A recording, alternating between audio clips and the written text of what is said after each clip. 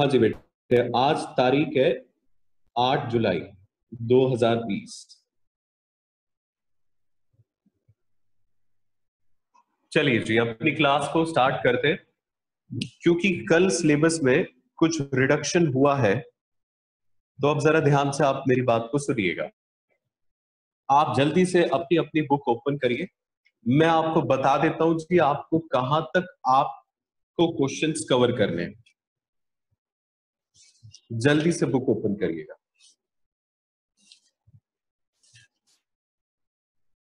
Page number है 4.161। 4.161। यहां पे क्वेश्चन नंबर 75A गिवन है। आपको क्वेश्चन नंबर 74 तक, यही तक आपके सिलेबस में इस बार कवरेज है।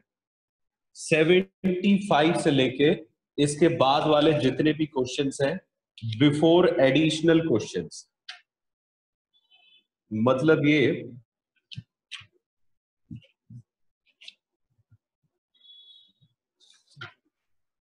75 से लेके क्वेश्चन नंबर 90B तक, 75 to 90B, ये क्वेश्चन सब आपके सिलेबस से हट चुके हैं। तो आप इस टॉपिक पे, एडजस्टमेंट ऑफ कैपिटल अकाउंट्स पे, यहां पे एक क्रॉस लगा दीजिए। देखिए हमारी कितनी अच्छी किस्मत है, जैसे ही ये टॉपिक स्टार्ट होने वाला था, ठीक उससे पहले ही इसे सिलेबस से रिमूव कर दिया गया। बस बेटे आप ऐसे समझ लो कि आपने ये पिछले जन्म में कुछ पुण्य कर्म किए थे, क्या आप ये बेकार की मेहनत करने से बच गए। तो यहां पे आप क्रॉस लगा दीजिए, because this topic is now deleted from the syllabus. अब हमारे पास जो क्वेश्चंस बचे, चलिए वो क्वेश्चंस करते हैं। ये चैप्टर आज तो नहीं जी, कल ही खत्म हो पाएगा।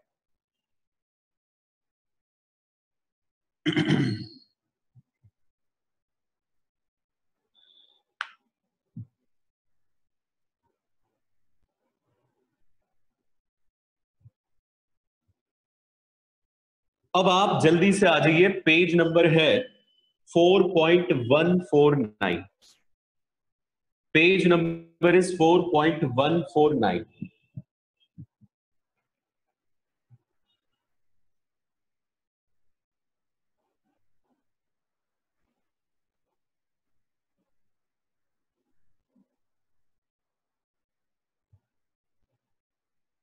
मिल गया जी सबको।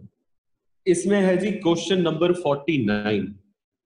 यहां से हमने कुछ क्वेश्चंस को छोड़ रखा है। क्वेश्चन नंबर 49, 50, इसके अलावा 51, 52, 53, 54, 55, 56, 57, 58।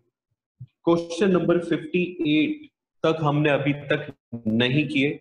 59B भी नहीं किया है, और बीच में कुछ एक क्वेश्चन और भी है जी जो नहीं किया है।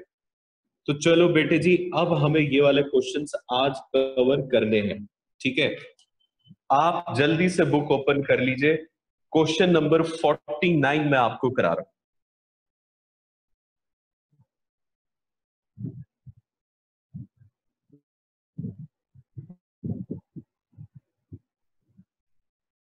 अच्छा, 50 हमारा हो गया, ये होमवर्क में दिया था। ठीक है, क्वेश्चन नंबर 49 देखिए।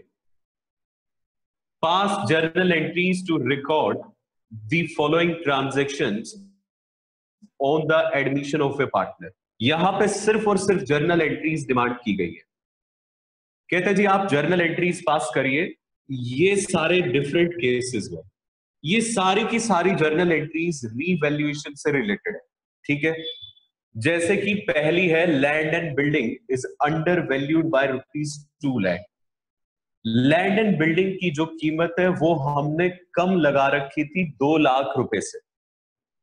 कम लगा रखी थी तो इसका मतलब यह है कि इसकी वैल्यू 2 लाख रुपए से ज्यादा थी, और हमने ही उसकी वैल्यू कम वैल्यू कर रखी है।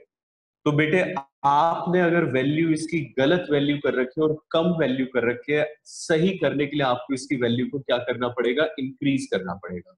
तो उसी के लिए आपको जर्नल एंट्री बनानी पड़ेगी। लाइक आपको अगर एसेट्स की वैल्यू को इंक्रीज करना है तो उसके लिए एंट्री क्या बनेगी, वो रीवैल्यूएशन के क्रेडिट साइड में आएगा, मतलब रीवैल्यूएशन अकाउंट क्रेडिट होना चाहिए। तो रीवैल्यूएशन अकाउंट क्रेडिट हो जाएगा और लैंड एंड बिल्डिंग अकाउंट क्या हो जाएगा जी, डेबिट। इस तरह की जर्नल एंट्रीज है इस क्वेश्चन में। चलिए जल्दी से फॉर्मेट बना लेते हैं और इस क्वेश्चन को कर देते हैं जी स्टार्ट। हाँ जी बेटे, जल्दी से जर्नल का फॉर्मेट बना लीजिए। मैं आपको इसमें फॉर्मेट कराऊंगा लेकिन नरेशंस नहीं लिख पाऊंगा, क्योंकि नरेशंस कल मैं आपको बता चुका हूं कि आप किस हिसाब से लिखेंगे। बस बेटे आप ये समझ लो कि जिन बच्चों की तो ऑनलाइन क्लासेस चल रही है ना, उनको तो बहुत ज्यादा एडवांटेज हो गई। और ये इस वजह से हो गई क्योंकि बहुत सारे बच्चों की ऑनलाइन क्लासेस नहीं चल रही है, उनको देखते हुए सिलेबस को रिड्यूस किया गया है। अब आप ये समझ लीजिए कि आपके काफी सब्जेक्ट्स का तो सिलेबस कंप्लीट हो चुका है, like business studies, economics, English etcetera, इनका तो सिलेबस ही कंप्लीट हो गया। और अकाउंट्स में जैसे ही 30% सिलेबस हटा, तो लगभग आप ऐसे समझ लीजिए कि हमने 50% सिलेबस कवर कर दिया।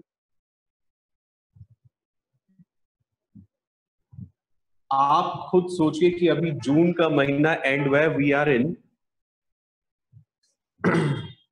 इन the month of July starting में।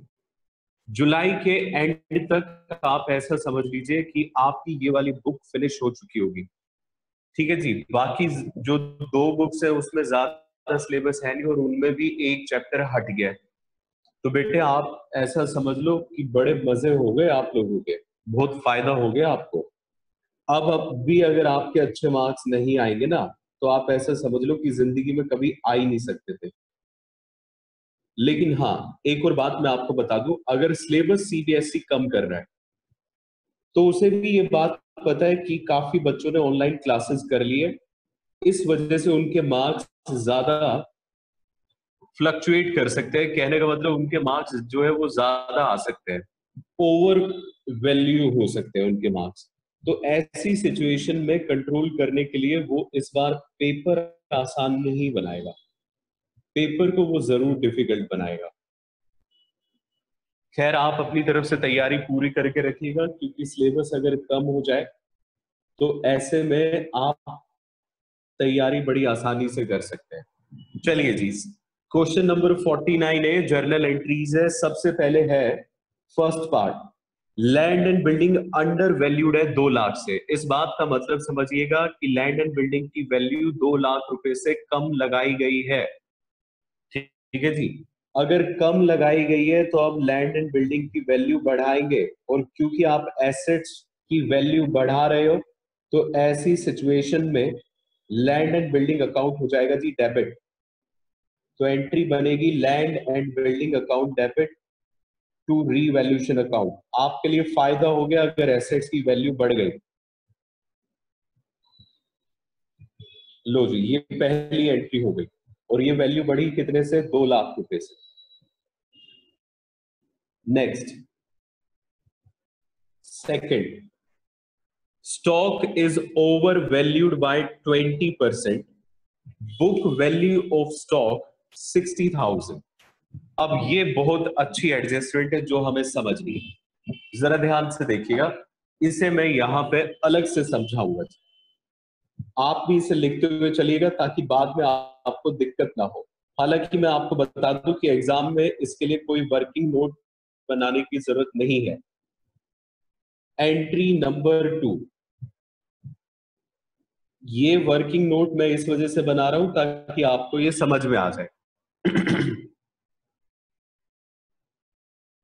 ठीक है जी,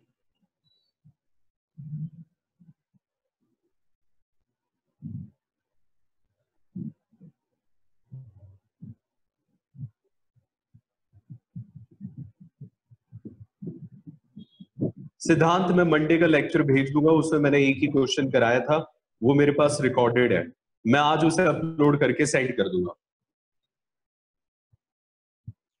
ध्यान से देखिएगा। कहते हैं जी stock is overvalued by 20%। बेटे बात जरा ध्यान से समझना, यहां वो कह रहा है जी ओवर वैल्यूएशन परसेंटेज में हुआ है, और कितना परसेंट हुआ है जी? 20%। जब भी ओवर वैल्यूएशन या अंडर वैल्यूएशन परसेंटेज में हो तो थोड़ा सा सावधान हो जाइएगा। वैसे आपको बता दिया जाए कि ओवर वैल्यूएशन का मतलब होता है कि हमने वैल्यू ज्यादा लगा रखी है, अंडर वैल्यूएशन का मतलब होता है हमने वैल्यू कम लगा रखी है। कई बार तो ये ओवर वैल्यूएशन और अंडर वैल्यूएशन का अमाउंट बता देते हैं, जैसे कि पहले वाले पार्ट में इन्होंने बता दिया था डायरेक्टली अमाउंट। और कई बार ऐसा होता है कि ये अमाउंट नहीं बताते, ये आपको क्या बता देते हैं? परसेंटेज। ठीक है जी। अब देखिए जरा, कहते हैं जी स्टॉक जो है वो ओवर वैल्यूड है 20% से, और स्टॉक की हमारी बुक में वैल्यू आ रही है 60,000। अब आप में से कई बच्चे कहेंगे सर 60,000 आई है ना, तो इसका मतलब 60,000 का 20% कर दीजिए, 12,000 रुपए आएगा। और वही क्या है कि ओवर वैल्यूएशन है, हमने उतनी ज्यादा वैल्यू लगा रखी है। तो अगर आप ऐसा सोच रहे हैं तो आप बिल्कुल गलत सोच रहे हैं, क्योंकि बेटे वो कह रहा है जी अगर स्टॉक ओवर वैल्यूड है तो इसका मतलब ये वाली जो वैल्यू गिवन है ये वो वैल्यू है जो कि ओवर वैल्यू हो रखी है। कहने का मतलब ये सही वैल्यू होनी चाहिए 100%, परसेंट में बात करें, और ये वाली जो वैल्यू गिवन है ये 20% ज्यादा है। तो इसका मतलब ये है कि ये जो 60,000 आप देख रहे हैं this is 120% of correct value. भाई ओवर वैल्यू होके अगर ये 60,000 बना है तो इसका मतलब ये सही वैल्यू का 120% है। ठीक है, तो अब जरा देखिए जरा ध्यान से, यहीं से मैं एक इक्वेशन बना देता हूं। 120% ऑफ करेक्ट वैल्यू, इसे मैं सीवी लिख देता हूं, इज इक्वल टू 60,000। 60,000 है जी। ठीक है, 120% को क्या हम 120/100 लिख सकते हैं? तो जवाब है हाँ, क्योंकि परसेंटेज का मतलब ही डिनोमिनेटर 100 होना होता है, ऑफ का मतलब मल्टीप्लाई होता है। तो बेटे 120/100 इंटू में correct value is equal to 60,000। ठीक है जी। तो अब यहां से मुझे बताइए जरा करेक्ट वैल्यू क्या आएगी? 60,000 इंटू में 100/120, यानी कि करेक्ट वैल्यू है 50,000 रुपए। कहने का मतलब ये कि हमारे स्टॉक की सही वैल्यू 50,000 थी, और हमने इसे ओवर वैल्यू कर दिया 20% से। Now what is 20% of 50,000? 10,000। हमने इसे 10,000 से ओवर वैल्यू किया, इस वजह से हमारी बुक में क्या वैल्यू आ रही थी? 60,000। तो बताइए जरा हमें कितने से इस 60,000 को कम करना पड़ेगा? 10,000 से ही कम करना पड़ेगा। ठीक है, तो इस तरीके से आप ओवर वैल्यूएशन को, अंडर वैल्यूएशन को जो परसेंटेज में गिवन होता है आप चेक करते हैं। मैं आपको एक बार फिर से इसे रिपीट कर देता हूं कि किस तरीके से हुआ है। आप सभी बच्चे ध्यान से देखेंगे, ओवर वैल्यूएशन और अंडर वैल्यूएशन में जब कभी भी ऐसा हो कि परसेंटेज में आपको बताया जाए कि ओवर वैल्यू हुआ है या अंडर वैल्यू हुआ है, तो अगर परसेंटेज में गिवन है तो बेटे आप हमेशा इस तरीके से काम करेंगे। आप क्या करेंगे? 20% ओवर वैल्यूड है और बुक वैल्यू है 60,000, इसका मतलब ये वाली जो वैल्यू है ये सही नहीं है, this is not the correct value. ये तो वो वैल्यू है जो 20% ऐड होके हमारी बुक्स में आ रही है। ठीक है जी, ये गलत वैल्यू है। तो बेटे अब सही वैल्यू क्या होगी? भाई ये कितनी गलत है? ये 20% ज्यादा है सही वैल्यू से। इसका मतलब अगर ये 20% ज्यादा है तो सही वैल्यू 100% रही होगी, तो ये उसका 20% ज्यादा है, 120% है। ठीक है, तो 120% करेक्ट वैल्यू का 60,000 बनता है। अब मैं इसी को ही एक मैथमेटिकल इक्वेशन में कन्वर्ट कर देता हूं। 120% का मतलब 120/100 ऑफ का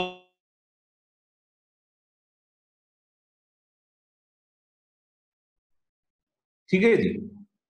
करेक्ट वैल्यू अब यहां से आपकी आ जाएगी, इसे सॉल्व करेंगे 60,000 और ये 120/100 इधर जाएगा तो 100/120 हो जाएगा, 50,000 रुपए बनेगी। इसका मतलब ये हुआ कि सही वैल्यू स्टॉक की 50,000 थी, जबकि हमने अपनी बुक्स में उसको ओवर वैल्यू कर रखा है 10,000 से, 60,000 पे दिखाया होगा। तो आपको 10,000 से ही इसे क्या करना होगा, कम करना होगा। अगर हमें इसे कम करना है स्टॉक को, तो ये हमारे लिए एक नुकसान है, और नुकसान किस तरफ आता है जी, डेबिट साइड में। तो इसके लिए आप एंट्री क्या बनाएंगे, revaluation account debit to stock account. क्योंकि बेटे रीवैल्यूएशन के डेबिट में आएगा तो रीवैल्यूएशन अकाउंट डेबिट हो जाएगा, और एसेट्स घट रहा है तो एसेट्स को आपको करना पड़ेगा क्रेडिट बाय 10,000। ध्यान रखिएगा, आप इस तरीके से हमेशा तब करेंगे जब कभी भी आपको ओवर वैल्यूएशन या अंडर वैल्यूएशन गिवन हो और वो परसेंटेज में गिवन हो। हालांकि मैं आपको बता दूं कि आप इसे डायरेक्टली भी कर सकते थे बिना इस तामझाम को दिखाए। आप जरा ध्यान से देखिएगा, अगर ओवर वैल्यूड है तो इसका मतलब ये है कि ये ओवर वैल्यूड 20% से है, तो ये वाली वैल्यू कितनी है जी, 120%। ठीक है, अब बेटे 120% से इसे डिवाइड कर दो, मतलब इंटू में 100/120 कर दो तो 50,000 आ जाता है, करेक्ट। लेकिन आप इसमें डायरेक्टली ये भी निकाल सकते थे कि कितना ओवर या अंडर वैल्यूएशन है। वो जानते कैसे, भाई ये जो 60,000 है दिस इज 120, और हमें क्या चाहिए जी, कितना ओवर या अंडर वैल्यूएशन है। तो इसे सिर्फ मल्टीप्लाई कर दो 20 से, क्योंकि ये 20 रुपए ही हर 100 रुपए में क्या है, ओवर वैल्यू है। आप जैसे ही 120 से डिवाइड करते हो 60,000 को, तो बुक वैल्यू 1 रुपए पे आ जाती है। तो वो 20 रुपए पे मतलब एक्सेस पे, ओवर वैल्यूएशन पे कितनी आएगी, इससे मल्टीप्लाई कर दीजिए, वो 10,000 डायरेक्टली भी आ सकता है। तो आपको जो भी तरीका सही लगे आप उससे कर सकते हैं। मैंने आपको दोनों तरीके बता दिए। स्टिल अगर आपको अभी भी डाउट हो तो कोई दिक्कत वाली बात नहीं है, आप इसे रिकॉर्डिंग में फिर से 2-3 बार सुन लीजिएगा। ये लो जी, ये हो गई बेटे हमारी सेकंड एंट्री। अब आ जाइए थर्ड एंट्री पे।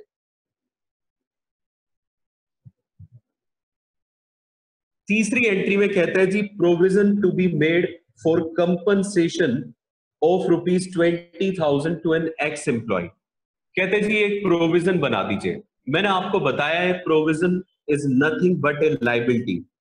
एक लाइबिलिटी क्रिएट कर दीजिए जिसमें हमें अपने एक्स एम्प्लॉय को कंपनसेशन देना है। तो अगर आपको कंपनसेशन देना है तो ये आपके लिए हो गया जी लॉस। लाइबिलिटी अगर आपको क्रिएट करनी है तो लॉस होते ही एक अकाउंट डेबिट हो जाएगा, वो है रीवैल्यूएशन अकाउंट, और क्रेडिट क्या हो जाएगा, प्रोविजन फॉर कंपनसेशन अकाउंट, और अमाउंट आएगा 20,000। बहुत आसान है ये वाली एंट्री। लो जी, ये भी हो गई खत्म। अब देखिए transaction number 4, sundry debtors appeared in the books at ₹1,50,000। कहते हैं जी हमारी बुक्स में डेटर्स 1,50,000 रुपए के, they are estimated to produce not more than 1,30,000। वो हमें ज्यादा से ज्यादा 1,30,000 रुपए दे पाएंगे, जबकि हमारी बुक में 1,50,000 में आ रहे हैं। इसका मतलब ये बात तय है कि अगर 1.5 लाख के डेटर से 1,30,000 देंगे तो हमारा 20,000 रुपए का क्या होने वाला है, नुकसान। अगर ये नुकसान होगा तो रीवैल्यूएशन अकाउंट फिर से क्या कर दिया जाएगा, डेबिट। तो एंट्री आप क्या बनाएंगे, revaluation account debit to sundry debtors,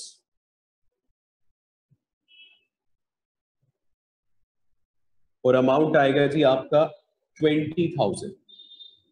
20,000 से आपके डेटर्स कम हो गए। रीवैल्यूएशन डेबिट इस वजह से हुआ क्योंकि ये हमारे लिए लॉस है, और सन्ड्री डेटर्स क्रेडिट इस वजह से हुए क्योंकि एसेट्स हमारे रिड्यूस हो गए। चलिए अब transaction number 5, creditors include an amount of ₹10,000 received as commission. कहते हैं जी क्रेडिटर्स में 10,000 रुपए ऐसे हैं जो हमें रिसीव हुए हैं कमीशन के तौर पे। इसका मतलब ये है हमने क्रेडिटर्स में 10,000 रुपए कमीशन के ऐड कर रखे हैं, तो बेटे गलती कर रखी है। अब आप एक बात बताइए, देखिए ऐसा है, हमें यहां पे रेक्टिफिकेशन की एंट्री पास नहीं करनी है, हमें एसेट्स और लाइबिलिटीज को उनकी सही वैल्यू पर लेकर आना है, ठीक है ना। तो आपने 10,000 रुपए क्रेडिटर्स में गलत ऐड कर रखे हैं, सही करने के लिए क्या किया जाए, उसे घटा दीजिए। तो बेटे अगर आप क्रेडिटर्स को घटाएंगे तो ये आपके लिए फायदा हो जाएगा। फायदा होगा तो एक अकाउंट क्रेडिट हो जाएगा, वो है रीवैल्यूएशन अकाउंट, ठीक है जी। और क्रेडिटर्स क्योंकि लाइबिलिटी है और आप इसे घटा रहे हैं तो आपको इन्हें करना पड़ेगा डेबिट। तो एंट्री बनेगी creditors account debit to revaluation account, और 10,000 रुपीज से ये अमाउंट आप दिखाएंगे। लो जी, अभी क्लास एंड हो जाएगी, आप री लॉग इन करके दोबारा आ जाइएगा, उसके बाद हम करेंगे ट्रांजैक्शन नंबर। चलिए जी अब जरा देखिएगा ट्रांजैक्शन नंबर 6। ट्रांजैक्शन नंबर 6 बड़ी इंटरेस्टिंग है जी, ध्यान से बेटे। ये असल में आपके 11th क्लास के बिल्स ऑफ एक्सचेंज नाम के चैप्टर पे डिपेंडेंट है। A bill of exchange of ₹40,000 which was previously discounted with banker was dishonored on 31st March 2018 but no entry has been passed for it। मैं एक बार फिर से repeat करता हूं, एक बिल ऑफ एक्सचेंज था, देखिए इसे मैं यहां पे लिखता हूं जी, दिखा देता हूं आपको, देखो जरा ध्यान से। एक बिल ऑफ एक्सचेंज है जी 40,000 रुपए का, which was previously discounted with banker. कहने का मतलब ये एक डिस्काउंटेड बिल ऑफ एक्सचेंज है। अब हमें ये पता होना चाहिए कि डिस्काउंटेड बिल ऑफ एक्सचेंज होता क्या है और इसका मतलब क्या होता है। पहले हम बात करते हैं कि इसका मतलब क्या होता है। बिल ऑफ एक्सचेंज डिस्काउंटेड का मतलब होता है कि हमने बैंक में जाके किसी और से हमें एक बिल मिला और हमने बैंक से उसे डिस्काउंट करा दिया। अब अगर दूसरे व्यक्ति ने जिससे हमें बिल मिला था उसने पैसे नहीं दिए, तो ऐसी सिचुएशन में बैंक को हमें ये पैसा देना पड़ जाएगा। इसका मतलब ये कि discounted bills of exchange is a contingent liability. तो ये होता क्या है, एक कंटिंजेंट लायबिलिटी होता है। और कंटिंजेंट लायबिलिटीज क्या होती है, जिन बच्चों को ये नहीं पता मैं उन्हें बता देता हूं। ये ऐसी लायबिलिटीज होती है जिसके बारे में ये शक होता है कि उसकी पेमेंट हो भी सकती है, नहीं भी हो सकती है, दोनों तरह की बातें होती है, ठीक है जी। अगर बेटे आपको एक कंटिंजेंट लायबिलिटी गिवन है, तो कंटिंजेंट लायबिलिटी कभी भी बुक्स में रिकॉर्ड नहीं होती है। इसका मतलब आप ये जो 40,000 रुपए देख रहे हैं, डिस्काउंटेड बिल ऑफ एक्सचेंज है। Discounted bill of exchange is a contingent liability, तो मतलब ये 40,000 रुपए का रिकॉर्ड कहीं पे भी हमारी बुक्स में नहीं था। अब वो कहते हैं जी ये डिसऑनर हो गया। अगर ये discounted bill of exchange dishonour हो जाए तो इसका मतलब बैंक को हमें पैसा देना पड़ेगा। तो अचानक से आपके लिए एक लायबिलिटी अराइज हो गई, समझ गए इस बात को। तो ये अगर आपके लिए एक अनएक्सपेक्टेड लायबिलिटी है और ये अब अराइज हुई, तो इसका मतलब आपको हो गया जी इससे लॉस। और लॉस अगर हुआ है तो रीवैल्यूएशन अकाउंट को क्या किया जाएगा, डेबिट। देखिए जरा कैसे, लॉस हो जाने की वजह से, क्योंकि अचानक से आपके लिए एक नई लाइबिलिटी अराइज हो गई, तो यहां पे हम डेबिट करेंगे रीवैल्यूएशन अकाउंट।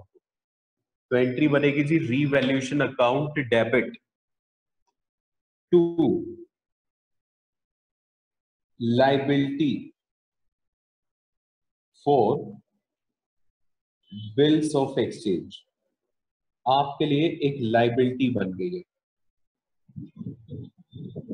समझ आया आप सबको?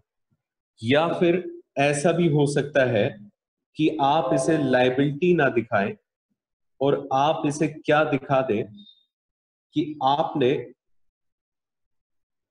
देखिए जरा, आप इसे लाइबिलिटी ना दिखाएं और आप ये दिखा सकते हैं जी हमने इस लाइबिलिटी की क्या कर दी है, पेमेंट कर दी है बैंक अकाउंट। एक तो बेटे ये एंट्री होती है। दूसरा, अब जरा ध्यान से सुनिएगा, पहली एंट्री हमारी इसमें क्या बनी, 40,000 रुपए से हमारी एक लाइबिलिटी अराइज हो गई थी, तो वो लाइबिलिटी हमने पे कर दी, तो एंट्री बनी जी revaluation account debit to bank. अब ध्यान से एक और बात समझिएगा, इस एंट्री का एक और भी इफेक्ट है बेटे। अगर बिल्स ऑफ एक्सचेंज डिसऑनर हो जाए तो वो बिल्स ऑफ एक्सचेंज डिसऑनर होके डेटर बन जाता है। कैसे डेटर बन जाता है, ध्यान से सुनिएगा बेटे। अगर बिल्स ऑफ एक्सचेंज कैंसिल हो जाए, तो पहले तो ये समझो बिल्स ऑफ एक्सचेंज होता क्या है। बिल्स ऑफ एक्सचेंज एक ऐसा कागज होता है जिसपे सामने वाला लिख के मुझे ये दे देता है कि वो मुझे फ्यूचर में पैसे देगा। अब अगर उस बिल्स ऑफ एक्सचेंज के टाइम पे पेमेंट नहीं हुई, तो क्या इसका मतलब ये है कि सामने वाला हमें कभी पैसे ही नहीं देगा? नहीं, इसका ये मतलब नहीं है। तो इसका मतलब सिंपल क्या है कि बिल्स ऑफ एक्सचेंज तो अब कैंसिल हो जाएगा और अब वो हमारे लिए एक ऐसा कर्जदार बन जाएगा जिसने हमें लिखित में नहीं दिया हुआ है। दो तरह के कर्जदार होते हैं, एक वो जो हमें लिखित में देते हैं उन्हें हम बिल्स ऑफ एक्सचेंज बोल देते हैं, और जो लिखित में नहीं देते हैं उन्हें हम डेटर्स बोल देते हैं। तो अगर मान लीजिए उसने जो भी पेपर में हमें लिख के दिया था बिल्स ऑफ एक्सचेंज पे कि वो फ्यूचर में पैसा देगा, अगर उसकी वैलिडिटी खत्म हो गई तो ही अगेन बिकेम डेटर। तो बेटे अब ये बताओ जरा, बिल्स ऑफ एक्सचेंज कैंसिल हो जाने की वजह से क्या आपके डेटर्स बढ़ गए या नहीं? तो जवाब है जी हाँ, डेटर्स बढ़ गए।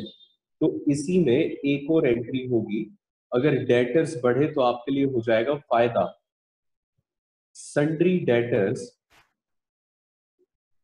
Account debit to revaluation account.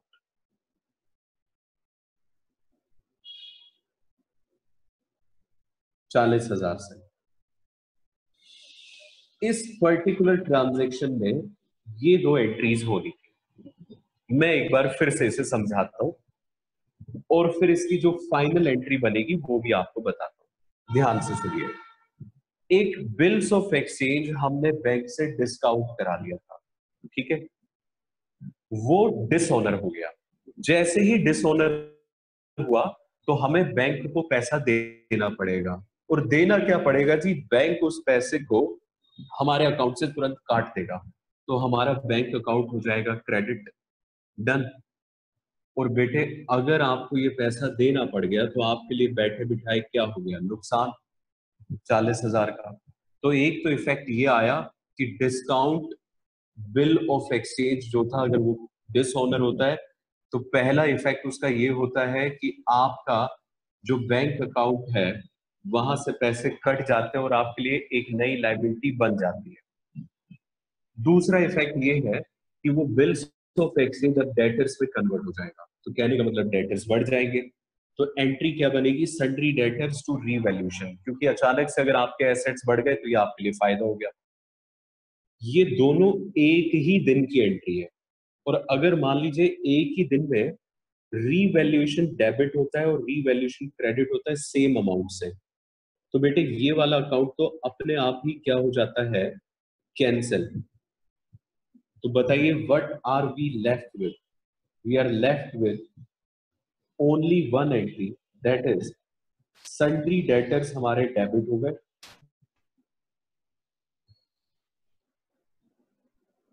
Sundry debtors account debit to bank account. इसका मतलब ये कि अगर कभी भी बिल्स ऑफ एक्सचेंज कैंसिल होगा तो उसके दो इफेक्ट आएंगे, एक हमारे डेटर्स उतने अमाउंट से बढ़ जाएंगे और दूसरा हमारे बैंक से उतना पैसा कट जाएगा एज ए लायबिलिटी।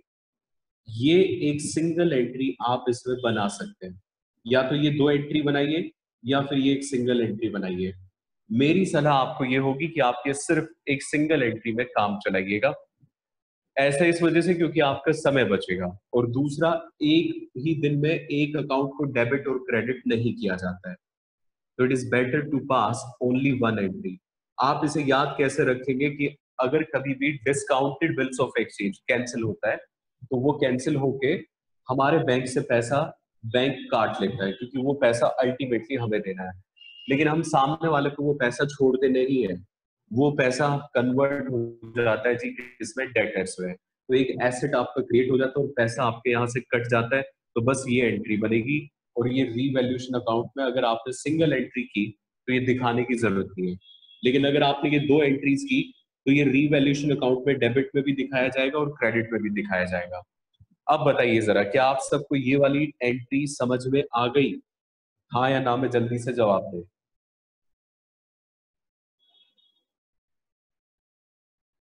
हाँ जी बेटे बताइए जल्दी से।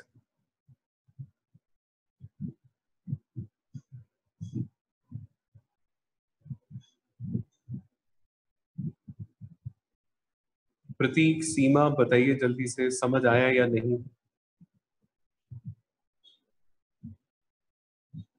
सुमित, सोनवी,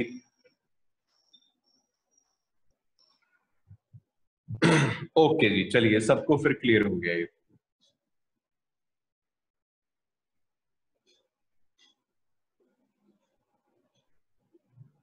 ओके बेटे जी, अब जरा ट्रांजैक्शन नंबर 7 देखिए, अब बहुत आसान है।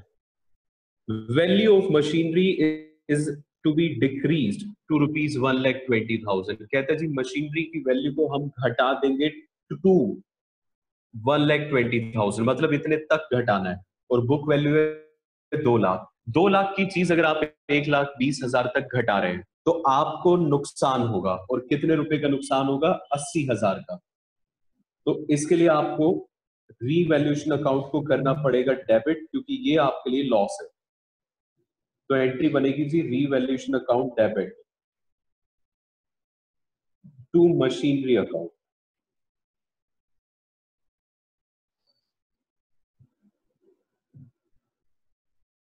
80,000।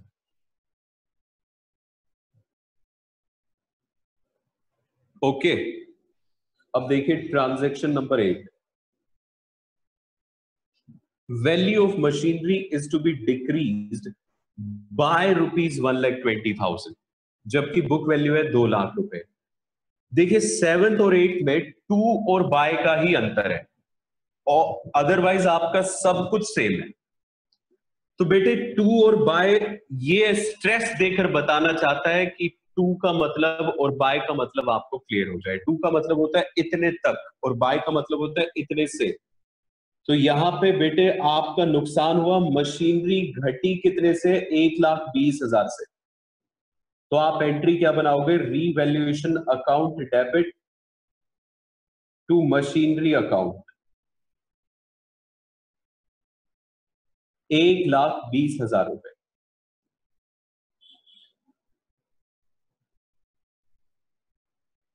ओके, चलिए अब लास्ट ट्रांजैक्शन है, ट्रांजैक्शन नंबर है 9। Expenses on revaluation amount to ₹8,000 have been paid by partner X। कहते हैं जी रीवैल्यूएशन करने पे मतलब हमने अपने एसेट्स और लायबिलिटीज को दोबारा से वैल्यू करवाया, तो किसी वैल्यूअर से ही वैल्यू करवाया होगा। इसमें हमारा कुछ खर्चा हो गया, खर्चा हुआ जी 8,000 रुपए का। अगर बेटे खर्चा हो गया तो मतलब आपके लिए नुकसान हो गया। नुकसान होने पे एडमिशन पे एक ही अकाउंट डेबिट हो सकता है, वो है रीवैल्यूएशन अकाउंट। चाहे फायदा हो या नुकसान हो, वो आएगा कहां? Revaluation account. 8,000 रुपए का नुकसान हो गया। अगर तो ये खर्चा फर्म ने पे कर दिया होता तो मैं यहां पे लिख देता टू कैश या बैंक अकाउंट, अगर ये खर्चा फर्म ने पे किया होता। लेकिन ये खर्चा पे किसने किया? एक्स ने, हमारे पार्टनर ने। तो इसका मतलब ये वाला जो पैसा है ये हमें फ्यूचर में देना पड़ेगा एक्स को। तो बेटे एक्स के नाम से हमारे लिए एक लाइबिलिटी अराइज हो जाती है, और ये लाइबिलिटी एक्स के कैपिटल अकाउंट में आएगी, क्योंकि जितनी भी चीजें पार्टनर को मिलनी होती है फर्म की तरफ से इंटरनल मैटर्स में, वो सारी चीजें उसके कैपिटल अकाउंट में क्रेडिट साइड में आती है, और जितनी भी चीजें हमें लेनी होती है पार्टनर से वो उसके कैपिटल अकाउंट में डेबिट साइड में आती है। तो आपकी एंट्री बनेगी revaluation account debit to ex capital account, और अमाउंट आएगा 8,000 रुपए। लो जी, ये हमारा क्वेश्चन हो गया खत्म। बताइए आप सबको क्या ये क्वेश्चन नंबर 49 क्लियर हो गया? इस क्वेश्चन के थ्रू हमारे रीवैल्यूएशन के बहुत सारे कंसेप्ट क्लियर होते हैं। ओवर वैल्यूएशन वाला, अंडर वैल्यूएशन वाला, परसेंटेज में ओवर वैल्यूएशन हो तो कैसे करना है, अगर बिल्स ऑफ एक्सचेंज डिस्काउंटेड हो तो कैसे करना है। इस क्वेश्चन को आप इंपॉर्टेंट मार्क करिए। आप जब कभी भी किसी भी टेस्ट में जाएंगे, एग्जाम में जाएंगे, तो आप इस क्वेश्चन को जरूर पढ़कर जाएंगे, क्योंकि इससे रीवैल्यूएशन अकाउंट के काफी कंसेप्ट्स क्लियर होते हैं। इसी से मिलता जुलता एक क्वेश्चन मैं आपको घर से दे रहा हूं, जो आपको घर से करना है जी, वो है क्वेश्चन नंबर 62, पेज नंबर है 4.155। This is homework.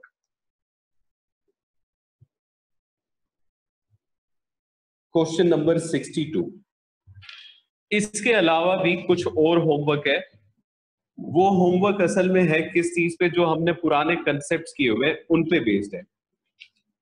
जैसे मैंने आपको वर्कमैन कंपनसेशन रिजर्व के रिलेशन में जितनी भी एंट्रीज थी वो सारी कराई थी, तो वो उस तरह से एक्यूमुलेटेड प्रॉफिट से रिलेटेड एंट्रीज है। क्वेश्चन नंबर 51-2,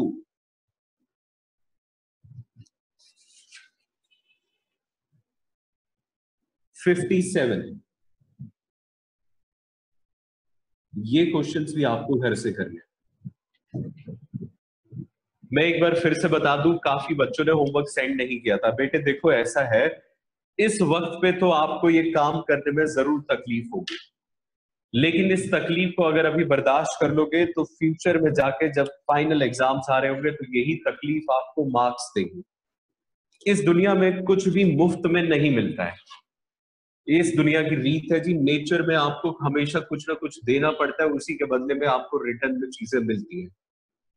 आपको अगर मार्क्स अच्छे चाहिए तो आपको उसके बदले में अपना सुख जरूर त्यागना पड़ेगा। अगर आप ये नहीं त्याग सकते तो फिर ऐसी सिचुएशन में आपको अच्छे मार्क्स की जो तमन्ना है आपकी वो त्यागनी पड़ेगी।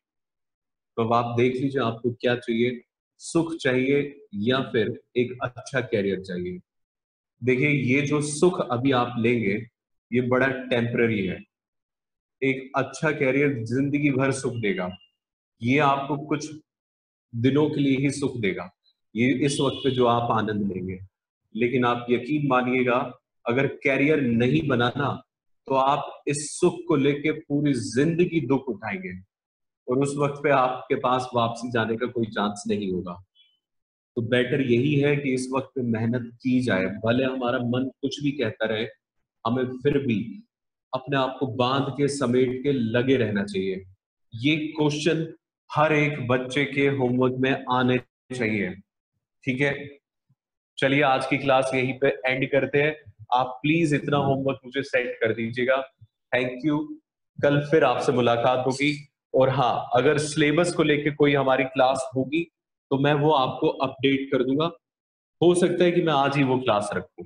ठीक है जी, ओके बेटे, bye bye and take care.